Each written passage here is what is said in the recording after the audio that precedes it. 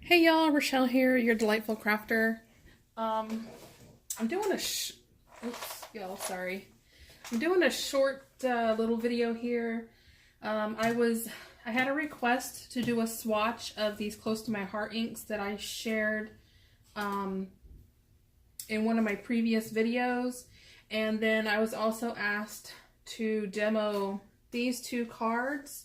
Now, the demo on these cards, I'm strictly going to show the cut and the measurement for the base because most of these elements, I was at a friend's house when we were making cards, so I was using her dies and her stamps, so I don't have the bulk of these materials here. But I will show you how to make them, and then you can adjust them to the materials or tools that you have on hand to use. But we're going to start with the swatches. If you're new to my channel, welcome. I hope you stick around a spell. I do a lot of haul videos, and tonight is just a short little demo. There's not going to be any beautiful finished product when we're done. Just like I said, just the samples that I've already created. So to start with, we're going to do the swatches. These are the Close to My Heart's new design ink pads. These are a water-based dye ink, and they are acid-free, so you can use these in your scrapbooking. And these particular pads are magnetic, so they're easy to open, they stay closed, they don't just fall open, and the way they're made, the ink pad is always facing down, which is how you should always store your inks. And the stamp I'm going to use for the swatch is the Close to My Heart Sugar Rush scrapbooking, and this actually coordinates with one of our Cricut cartridges that we have. If you have any questions, you can feel free to leave questions down below in the comments. But anyway, so let's get started. I'm using the little popsicle image here to do the swatch. This particular color is peach. When you use acrylic or photopolymer stamps, you should always season your stamp before your first use. It gives you a nice, crisp, stamped image. Yeah.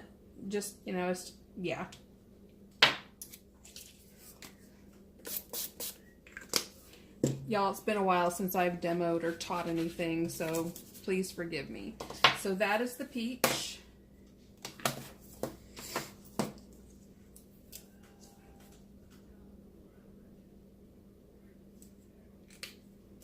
Next, we're going to do the mint.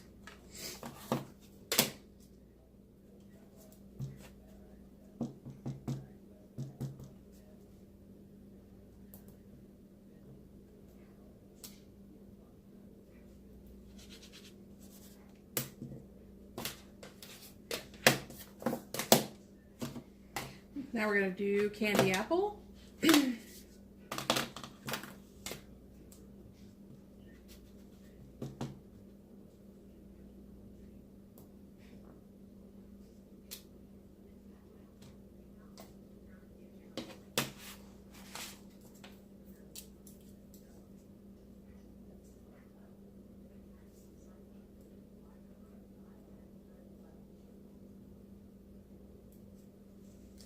Sorry, my handwriting is not the prettiest today. We've had a lot going on. I thought that we had lost my old man, Mr. El Suave, and it turns out he was hiding in the back of the closet in my craft room and just wasn't answering anybody. So I was pretty scared. So because he's 11 and he is my baby.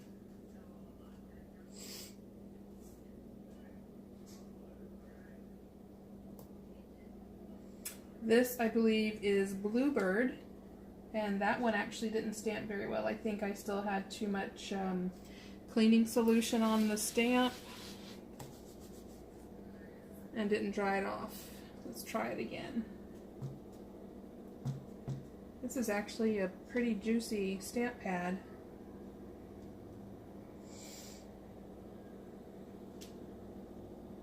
Yeah, this one's just not stamping very well.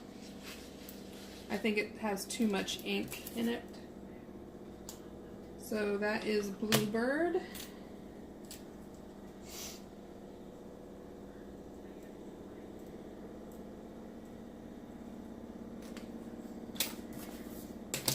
Next is Nectarine.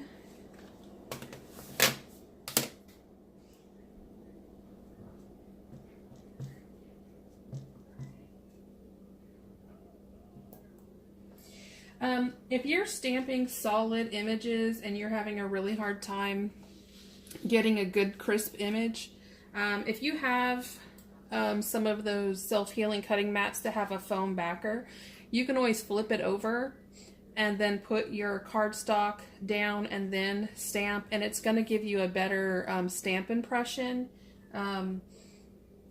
And you know, that just works really well with really solid, you know, large solid images. So just so you know, this also is not a very,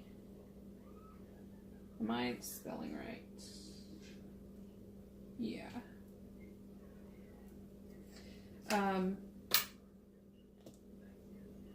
So of course the quality of the cardstock you're stamping on definitely affects how your images are going to stamp. Like my craft room is all torn apart at the moment, so all my good stuff is actually packed away, and I went into just some stuff I keep by my printer. So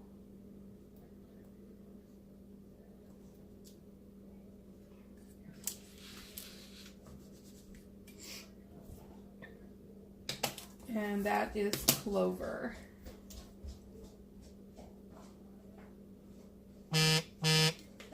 Yes, I'm on my phone again, so there's some stuff coming through. So these are the swatches for the inks: Peach, Mint, Candy Apple, Bluebird, Nectarine, and Clover. And the Clover is actually coming up darker than it actually is.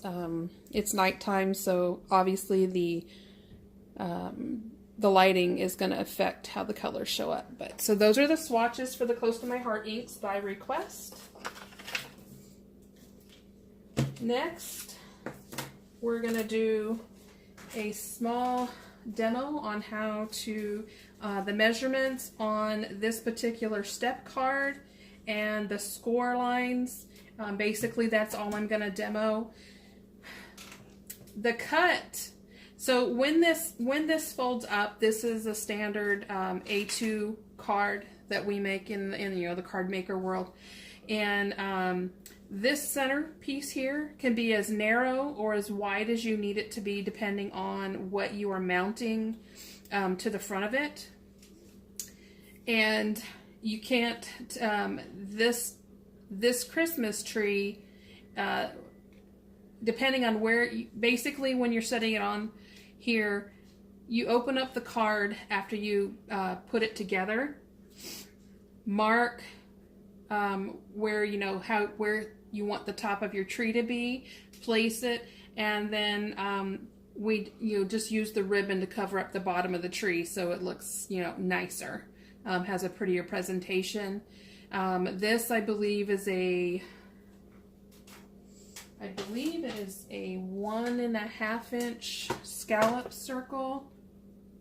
It is a 1.25 inch scallop circle, so that's probably a 1 inch circle on the inside of it.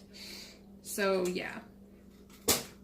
So anyway, the measurements for this particular card, exactly as it sits, the main piece is going to be 8.5 inches long by 4.25 inches wide. When you score it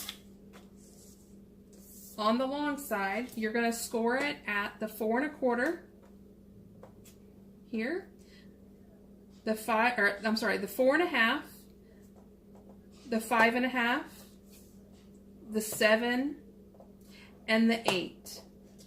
So that is your long piece. And then on your short piece, you're going to score it at 2 3/4 and 3 3/4. When you fold your score lines, it is always better to fold towards your peak. And so when you're looking at a card or like at a mountain, you know, it goes up at your peak and then you go down as your valley. So when you score, you're creating a valley on your cardstock.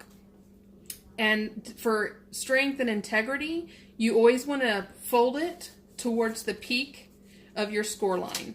Don't when you score it towards the valley or fold it towards the valley, you're actually breaking up the fibers in your cardstock, and it affects, you know, how long. See, actually, if you look, I don't know if you can see it, I folded this one towards the valley, and you can see where it's like the fibers in the cardstock are breaking, where when I folded it towards the peak, it has a nicer fold line, and this fold is going to last longer. So remember, always fold towards your peak. So same here. We're going to go ahead, fold all our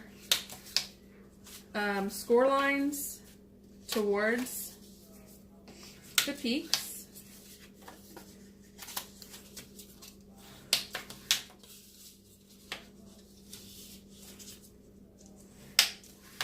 All right.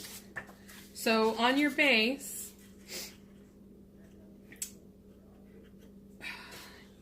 you want to kind of set it down and make sure you have it sitting right. And so this is the base of your card. So when it folds and it folds flat, it's going to fold flat like the size of one of your normal cards that you're going to make, which is a 4 1/4, I believe, by 5.5. So when you go to put your adhesive on here, I suggest either using a red line tape or a score tape. I really like score tape, but because my craft room's torn apart, I can't find it. So we're going to use my red line because I always carry it in my craft bag. You're going to put it on here. If it was a score tape, you could just tear it but because it's red line, you're going to have to cut it. I always kind of burnish it before I peel it off. Going to pull it off, and then the best way to do this is you're going to, not at this line here, but at your second score line in, you're going to fold it up and then push it down.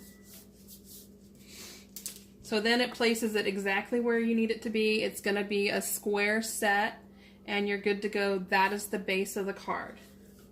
Next, you're going to put either your score tape, tear tape, or red line, whatever you're going to use, and you're going to put it down here towards the bottom. You want to kind of pay attention to where you're placing it on your card, and kind of keep in mind where the top of this particular piece of your cardstock is sitting. And so we're going to make sure our tape stays down in here and nothing above this line. And then after we attach it, we're actually going to put score tape on this side, and I'll show you in just a second. So let's put our tape on. I'm going to come up to about there. Cut. And then I want another one here at the very bottom. Normally, if this was a card that I was actually making and giving, I would actually put a third strip of tape there, but for demo purposes, we're not going to do that. Again, we're going to burnish the tape onto the cardstock to make sure we have a good adhesion. Pull it off. You are now going to fold your base flat again. Set it towards the bottom. Make sure you have everything level.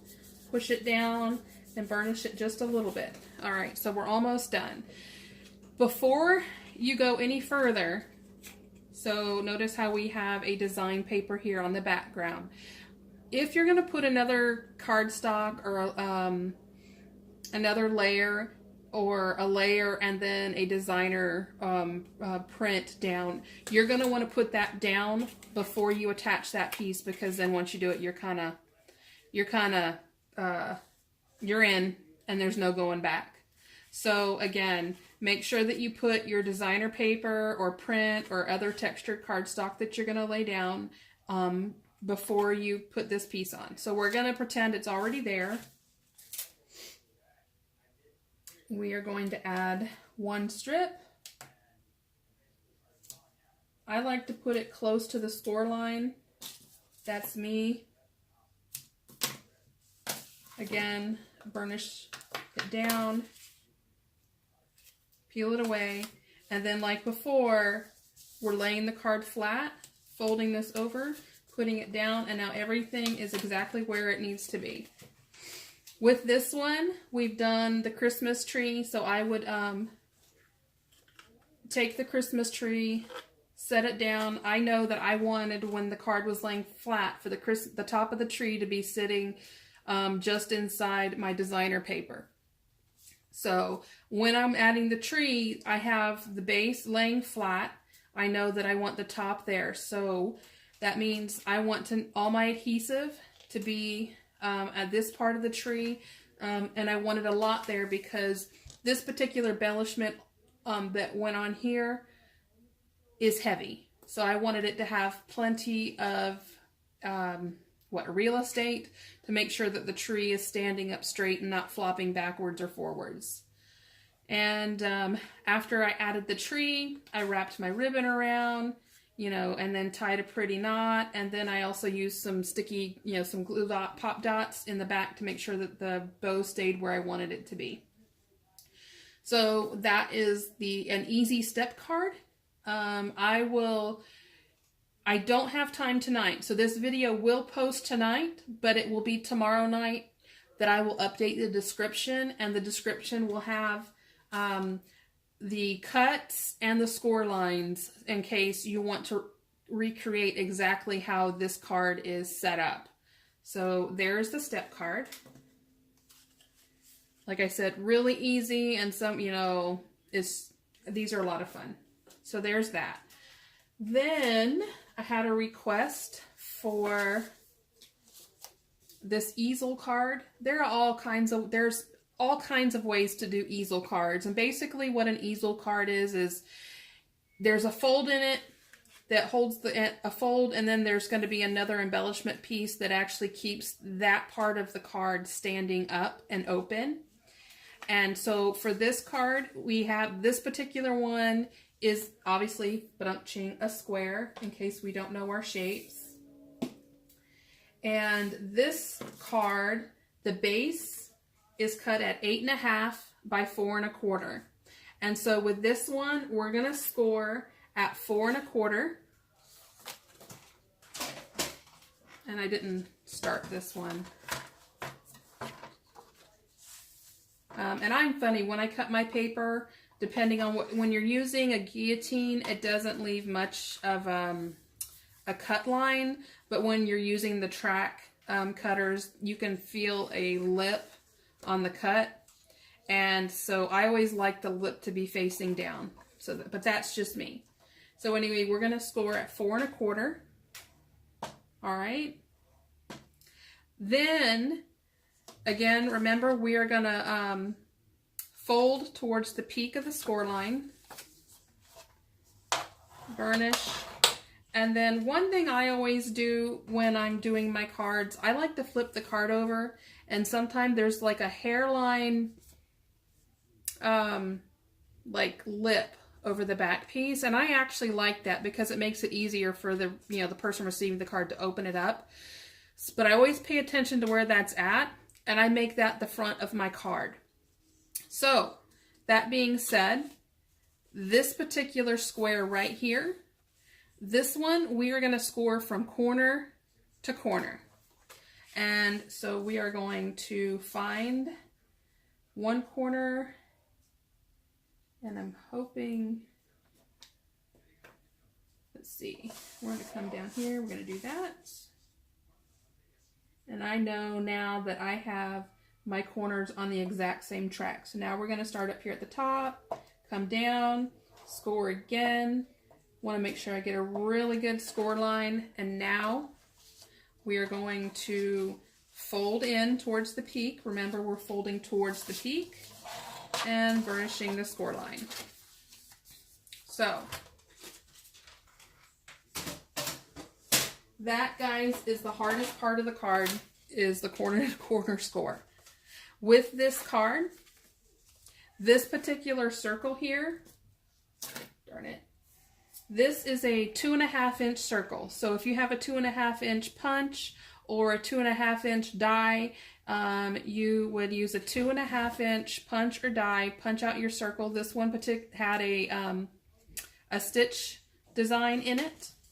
When you attach it, you're going to make sure, I love to add dimension to all my cards. So there are foam squares underneath, and then I also added foam squares underneath the deer. And you only want to use foam on half of the circle because you don't want it to stick to the top corner. This particular cut here, this design paper, this is a 4-inch square that is cut on the diagonal from corner to corner, and that's going to give you that eighth of an inch spacing here along the edge. And this, I'm not sure which set of thinlits that it's a Stampin' Up set. I'm not sure which one. And we used a foil cardstock, and I don't know if you can tell, but this particular die, it was catching, so it was kind of hard to get out. So there's that. Then you could use a circle here or any other kind of embellish you want. You could put a flower there or a snowflake. And then again, with this particular piece here, you want to make sure that it's popped up with some kind of foam dimensionals or foam squares or foam dots, whatever it is that you happen to have on hand. And then, what is this? I think that's probably what, a 1/2 inch here. So this is going to be a 1/2 inch piece of cardstock, and I believe that is going to be an inch piece of cardstock if that's what you want to do. And then you can also, if you like, you can take a 4-inch piece of white cardstock, cut it, diagonally, and put it on here so that you can write your message or whatever it is that you want to send to the person receiving. And so, yeah, and so it's actually a really simple card, easy to make, but, the recipient is just going to be in awe at the fact that, it pops up and stands and just looks cute as a button. So, yeah, when my craft room is put together and I know where everything is, that's when I'm going to start being able to bring you guys like completed projects. So I hope you understand. And I'm going to be upfront with you. It's probably going to be the end of January before my craft room is finished. And when it is finished, I will be doing a room tour, and I'll have a video so that you can actually see the before and the after and how much it changed. But my craft room, I believe, is 17 by 24. I'm pretty blessed. It took many, many years. My husband's retired Army. And when my kids moved out of the house, I took over the second largest bedroom as my craft space. And that was in mind when we bought this house. But it's only been this year that I decided it was time to rip it apart and redo it. And I wanted it done in IKEA, so it's like one piece at a time. But yeah, so we have our swatches of the Close to My Heart inks. If you have any questions, leave them in the comments below. I'll be happy to answer them. And again, it will be tomorrow night, but tomorrow night, which will be Monday night, the 12th, Veterans Day, I will update the description with the cuts of your bases and where to score everything. And if you have any other questions, again, leave them in the comments and I will be sure to get to them. As soon as I have a little bit of free time, I try to keep up with everybody, so that, you know, just because I enjoy the interaction with everybody. I didn't get to work on the Christmas present today just because we have been busy with carpets and just cleaning, and I'll be honest, a little laziness because I had a really long work week. But yeah, so thanks for stopping by, and if y'all would like to see anything else that, you know, I share in the videos, let me know, and I will do my best to take care of that. I know I had some requests about links on some of the dies from AliExpress. Once I can get my computer up and running properly again, I will be copying those links and answering everybody who made those requests. So I haven't forgotten you. I'm just having some technical difficulties. So with that being said, I love you guys. Thanks for coming by. And as always, happy crafting. Bye-bye.